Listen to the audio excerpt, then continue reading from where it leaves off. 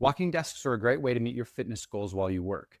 I walk between 5 and 10 miles per day, and at that distance, you can do away with a gym membership entirely, which saves time and money. I've lost about 20 pounds since I started walking. The other benefits of walking desks are improved concentration. So by pumping all that blood flow and endorphins, you're going to increase your alertness, your attention, your focus, your mood, and it's going to be consistent throughout the day. So you're going to need a lot less caffeine and be able to push out longer stretches of work at a time. And finally, ergonomics. It's so much better for your posture than sitting, obviously, but standing. Our ancestors weren't standing 8 hours a day, but they were walking a whole lot. So at the end of the day, your body's going to feel a lot better. You're going to sleep better. Now, getting into the specifics of a walking desk, you're going to want a treadmill that supports a 3% incline. Sports medicine research has determined that 3% is the optimal raise for best knee health. You're going to want a good pair of shoes and a treadmill mat that absorbs the shock both for your knee health and to protect the floors. So you'll want to set this treadmill to 3%, or if it doesn't support incline, prop up a 2x4 at the head of the treadmill. You'll want to set it to 1 to 2 miles per hour, probably 2. That's the most comfortable walking speed. At 3, you start to break a sweat. Now, you're not going to lose stability or accuracy on the mouse or the keyboard, but because of the up, down, back, forth motion of the wrists, you may exacerbate something called repetitive stress injury.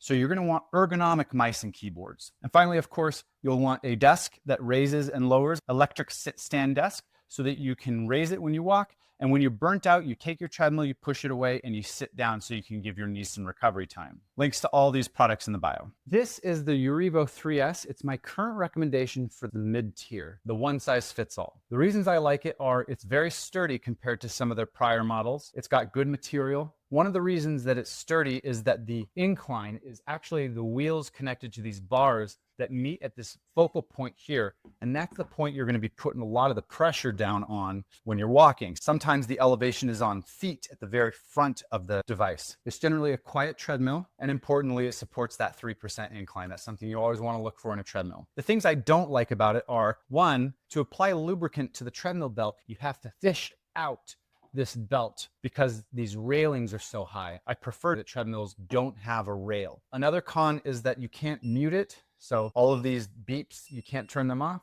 And the last con is that it doesn't have rubber stoppers to lean it on its head against a wall. So you have to lean it on its feet, which takes a fair bit of muscle compared to treadmills that you can wheel up and flip forward. Other than that, this is my general recommendation currently, but always see my bio link because my recommendations change with research and testing. This is my budget pick walking pad for treadmill desks. It's the Deer Run. And there's others out there. There's Yagud and Spirax. They're all generally the same. In fact, some of them are white labels off of some base OEM treadmill. They just slap on a brand name. But of the ultra budget treadmills, I'm talking anything under $150. My favorite has generally been Deer Run. This is not something you'd pick for long-term use. If you fully intend to make a treadmill desk your daily driver, you'll want to upgrade. But if you want to test the waters and just see what this is all about, $100 to $150. You can give it a shot and just see how you feel. The reason that they are budget is a lot of times these motors are not that powerful. So they'll last you about a year of full-time use. That's not terrible.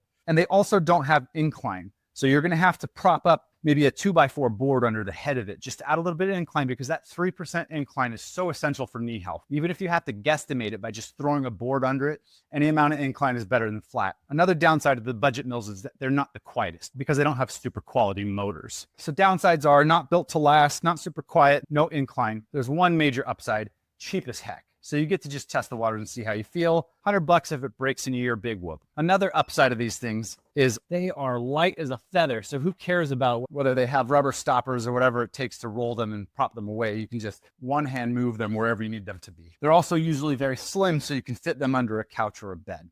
Deer Run for the current budget pick. Always check my links because my picks change with research and testing. This is my premium pick for the underdesk walking pads, the Cyber Pad. And it's got all these RGB light strips. It's kind of got a gamer vibe to it. It is the most durable, highest quality of the treadmills that I recommend, mostly because of the motor, which is a Dyson brushless mega motor.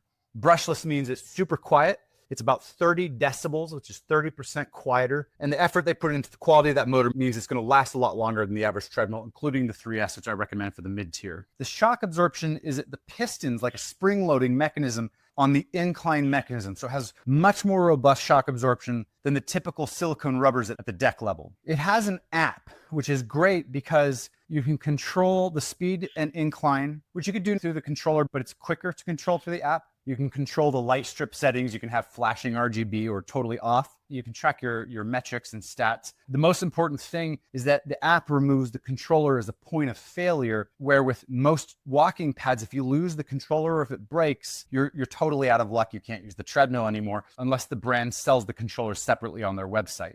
It is heavier than the average treadmill, about 75 pounds, but the power switch is on the side and has rubber stops on the front. So the weight doesn't matter because you can roll it into position for easy storage. What I don't like about it is how tall it is. These back legs are 8 inches, which is about 2 inches taller than the average taller treadmill.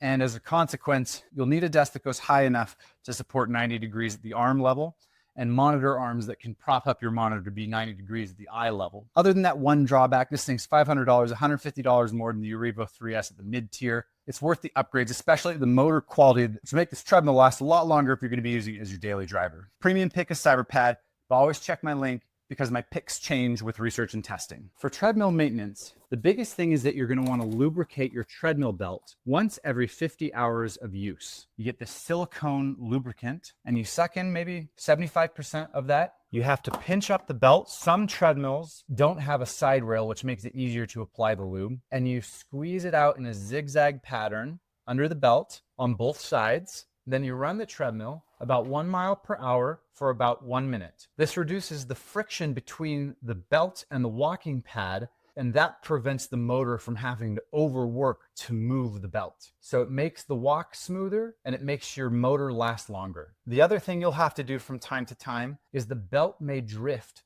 to the left or to the right. And if it drifts too far, it'll bunch up over here and it'll break the belt. So if you can see the walking pad on one side and not on the other, you'll want to fix the belt drift with an Allen wrench. The side that is too tight, you tighten that side by putting the Allen wrench here in the back and turning it a quarter turn, run it at 1 mile per hour, see if it fixed the issue. If not, turn it another quarter turn until it evens out. Now, for advanced users of a treadmill desk, in addition to a treadmill mat for shock absorption and knee health and protecting the floor, treadmill raise at 3% incline, an ergonomic mouse and keyboard to prevent repetitive stress injury, I also recommend monitor arms at the back of your desk so you can get a proper ergonomic 90-degree look at your screen. You may or may not want an electrostatic preventing wrist strap so that you don't shock your metal components. You want to make sure that the desk is at a level where you have a 90-degree angle here and a 90-degree angle here. 90 is the magic number when it comes to ergonomics. 90 forward, 90, 90. If you're really hardcore, you might consider wrist straps. I actually use these every day. Get a little bit of an arm workout.